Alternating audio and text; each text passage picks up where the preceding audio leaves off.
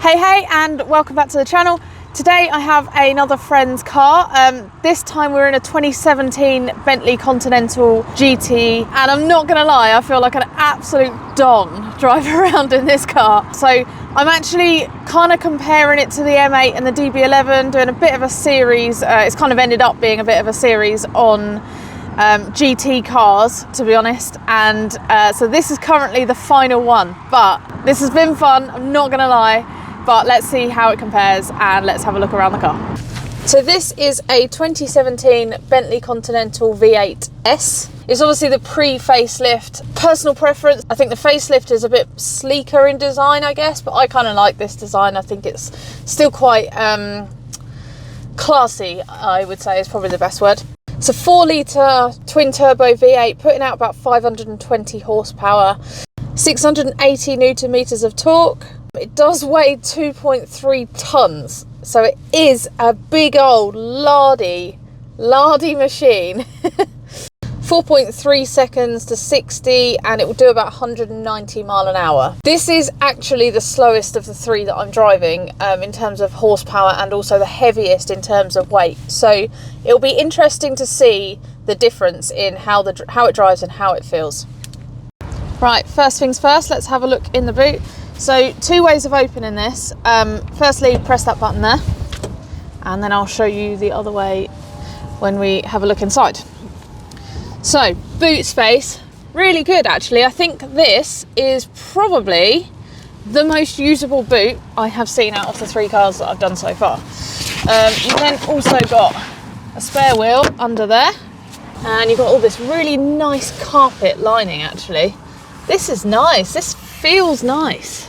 Yeah, gotta say, this is a pretty good sized boot. I like this. Close. Right, let's have a look inside. Nice space in here, really nice space in here. This is lovely.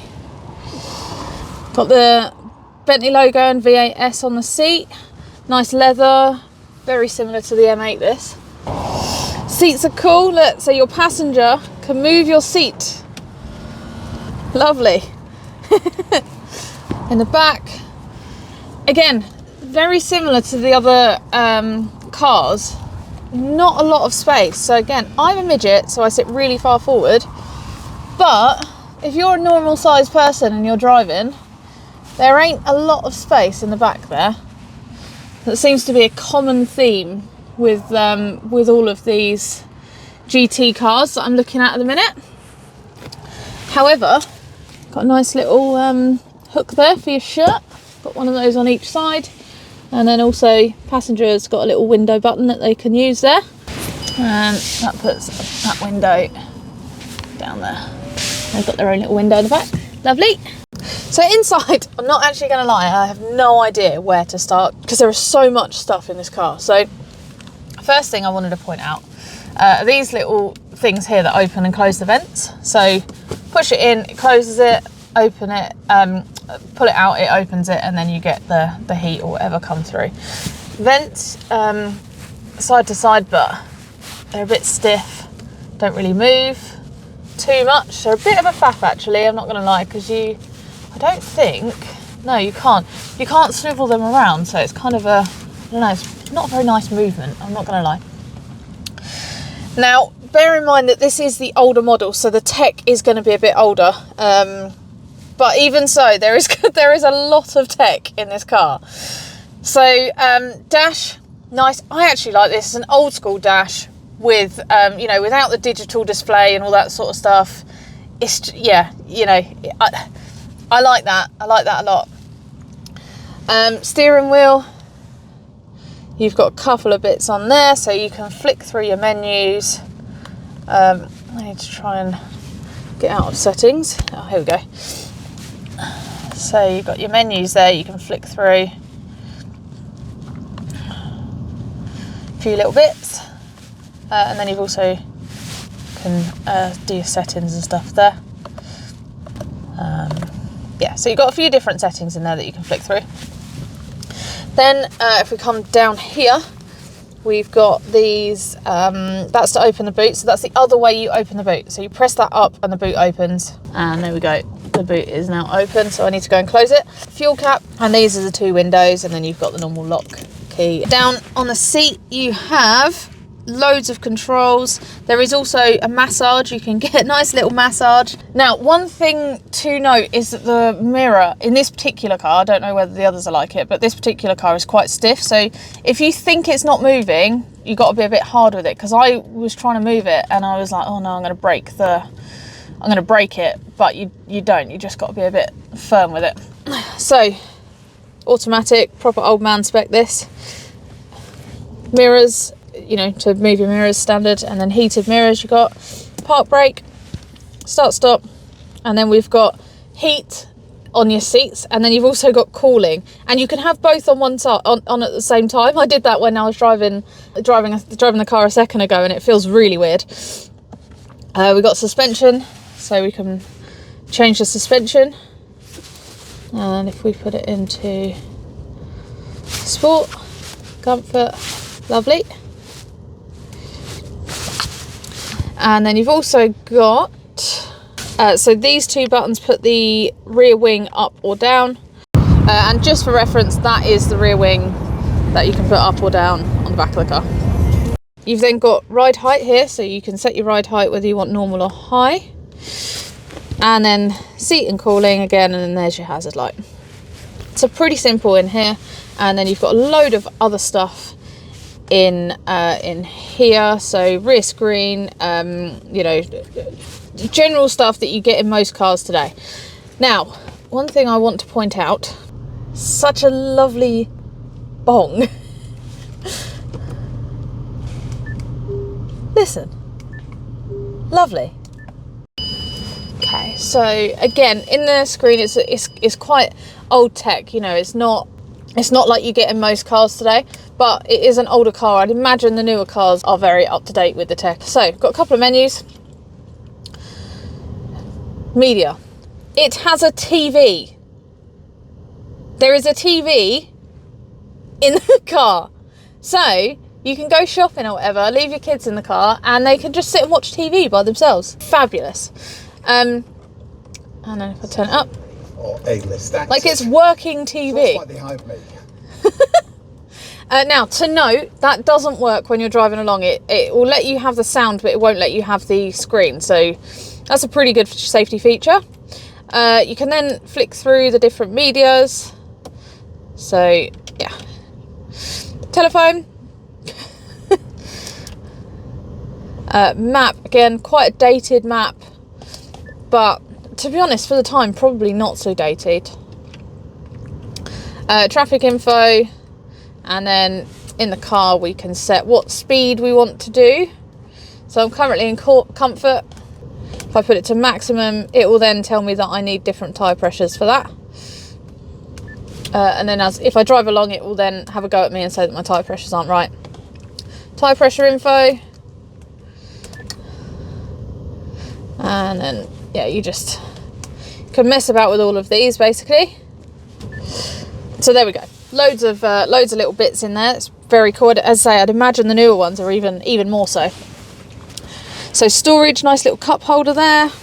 And then you've got these little bits that open up in the top. And then you can also lift those up to get into here. And 12-volt plug-in thing there. And then finally we have glove box. Ta-da! Be pretty upset if a Bentley didn't have a glove box. And then, right, before I set off, let me just show you something. So, I'm going to close the door, which has soft close, by the way. And then it hands me my seatbelt. How cool is that? I also, just while I'm here, wanted to point out the CD player that it's got. Remember those?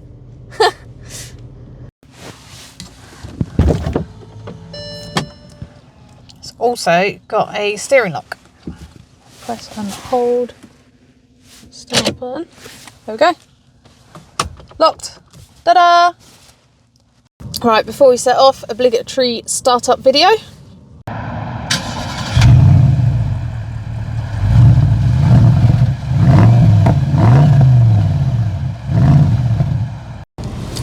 Right, let's go for a drive.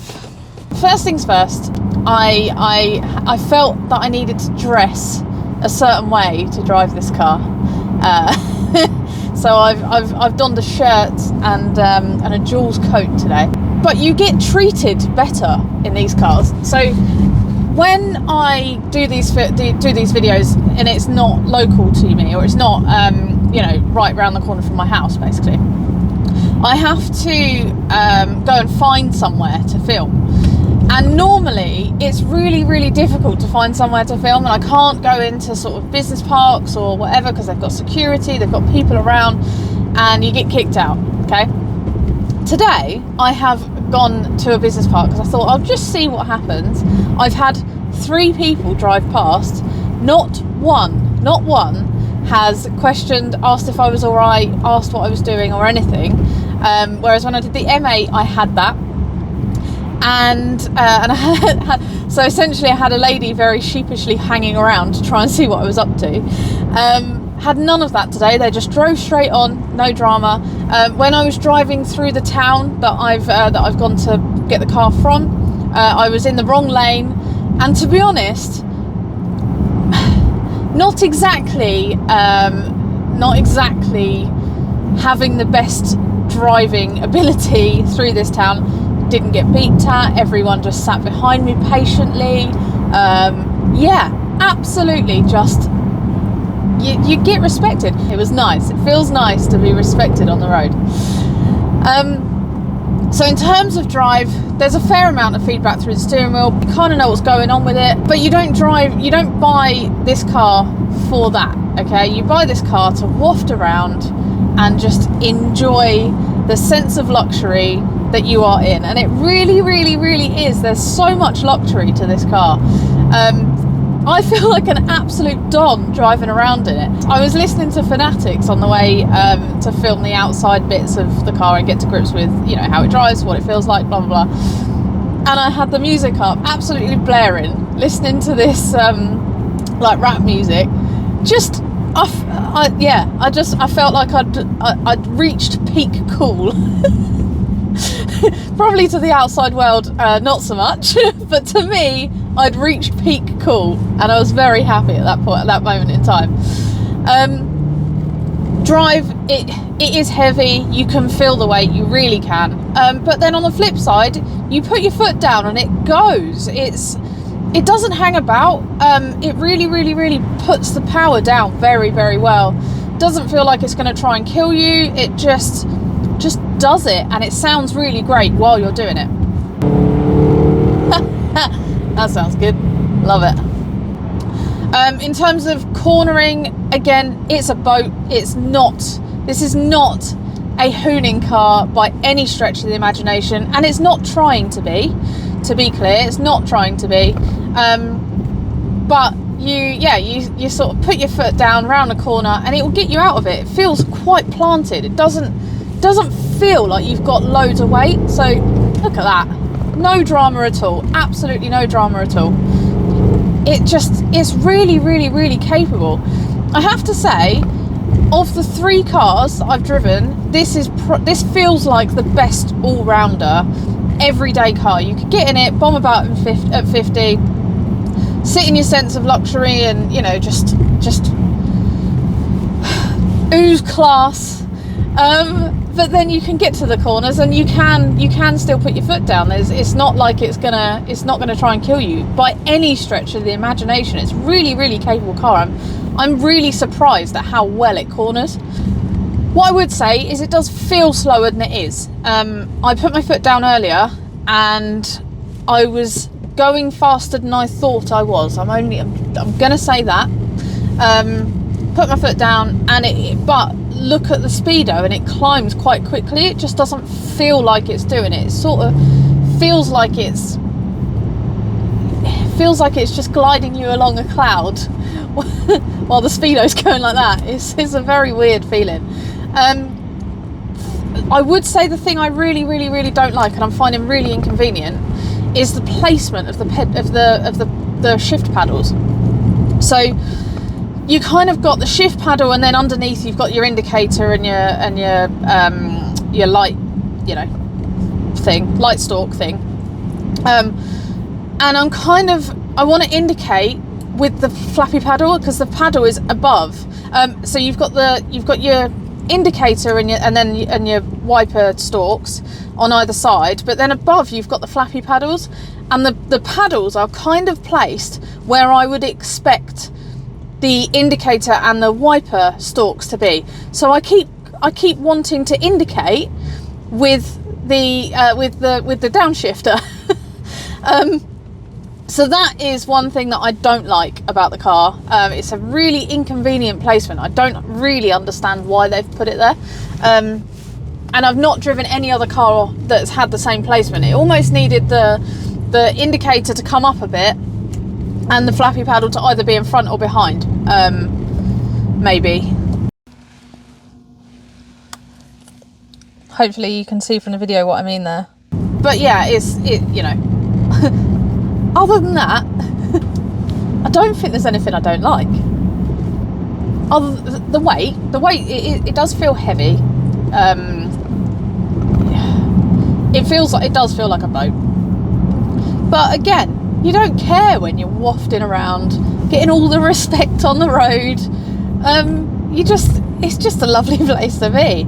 Yeah, I love it. I actually don't think I have anything else bad to say about this car. It's a lovely looking thing. Do I prefer the facelift? Possibly, but I also like the way this looks, and I think my friend has chosen a really lovely spec as well. It's a really nice colour. It's a strange colour, but it's really nice. It's got a lot of presence as well, I feel, to it. It's, you know, so he had an R8 before this, but he turns up to the Supercar Club stuff, and it doesn't look out of place. It just, you know, just looks like the king turning up. But yeah, I love this car. I actually really love it. Okay, so this is a comparison between the M8 and the DB11. So let's do the comparison. The DB11 is fantastic for the experience, the noise. You know, you're getting in an Aston Martin and you feel like you're driving an Aston Martin. You feel special. You feel like James Bond, right? And as I say, it's got the just that V12 is just utterly fantastic. And I don't think the video did it justice, if I'm honest. I think my mic placement when I did the startup video was too close to the exhaust, so it sounded a bit rough. If I'd have done it slightly further away, I would hope that it would make it a bit, it would properly convey it better than I think I did in that video. But it had so much power, so much weight, and then also you've got the engine in the front, rear wheel drive, and it would constantly try to kill you if you weren't on the ball all the time, constantly. So for that's the sort of car that I would take to, you know, I'd go driving to the south of France. I'd take it to Le Mans. I'd take it to Spa. I'd take it to, you know, to watch racing and all that sort of stuff. It's a lovely car that you could do distance in, and you wouldn't hate the experience. It's it's a really lovely car. The M8, as you'll know, I didn't really understand what BMW were trying to create with that car. I think the conversation I had with the owner, essentially, and he didn't know either, funnily enough, but essentially they kind of tried to create a car that just had everything in it. So it was a GT car, but it was really powerful, really heavy, but then also you could take it to a track and thrash around a track, and it was quite capable. So I didn't, it kind of did everything, but it didn't excite me. It was one of those cars you kind of, it was too much money new for what else is around, I think. I don't know, it was fine. It was fine. There was nothing about that car that made me go, I love this thing about this car. It was just I didn't really know what it was trying to be. This does everything. So, I mean, you wouldn't want to take it to a track, but then it's not a track car. You don't buy a GT car for a track car, blah, blah, blah, blah, blah. But drive to the south of France, feel like you're, you know, the absolute boss of the world. It's comfortable, it's luxurious. You'd be really happy doing loads of miles in it. But then you put it into sport, put the suspension down, and you can also, you know, chuck it around some B roads and it's still really planted and it's not going to kill you. Doesn't feel like it's got too much power at all. When you put your foot down on a corner, it keeps it. It's just does everything. Absolutely everything. Pricing, I think, do correct me if I'm wrong, because I couldn't find a huge amount of information, but I believe they're near on 300 grand in pounds, and I'd imagine probably the same in other currencies. I think they're about 273 odd, I think. List now, 60 grand. So much car for 60 grand. Like, so much car. I can't even explain to you how much car that is for 60 grand. Like, the only criticism I would have is that the tech is old. Okay, so if I look at RS5, the M8, all the tech's really new and lovely. Okay, but they're new cars, so they're using new tech. That's the only thing I would miss with this car. The only thing is having the CarPlay and the new tech. Like, this is just 60 grand for this. Like, why wouldn't you? It's just, yeah. I love it. I love this car. Proper. I'm down. Yeah. Well done, Bentley. Well done. I want to drive a new one now. Someone let me drive a new one, please. Please. I need to see the differences. So, fun factor. Car's not made to be fun, but it's not bad. It's not bad. I'm gonna say 6. Yeah, 6. I feel stronger about this car than I did the M8. Put it that way. In terms of engagement, experience, blah blah blah blah. I feel like I almost need a how much of a queen do I feel factor. I mean, that straight 10. Practicality, I'm gonna go with an 8. The boot is a fantastic size. There's loads of storage in here. There's loads of just everything. The only thing is those back seats. Like, you're not gonna want to put your gran in and take her to the south of France with those back seats. They're pretty weak in terms of boots, in terms of space in the back. But again, compared to, you know, the other cars that I've driven over the last couple of weeks, not a lot of difference. But I would say it is definitely more practical than both the DB11 and the M8. Also, in part because of the power and the way it puts it down, I would say.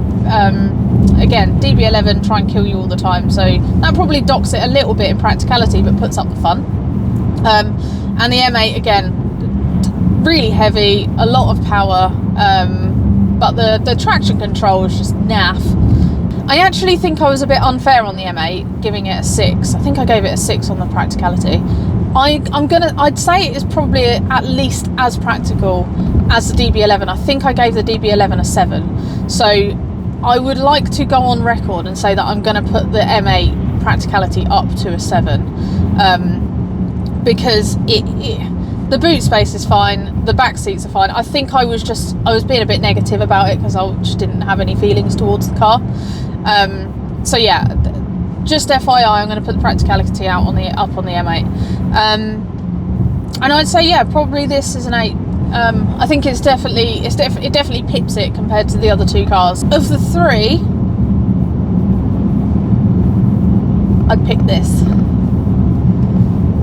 Yeah, I proper love this car.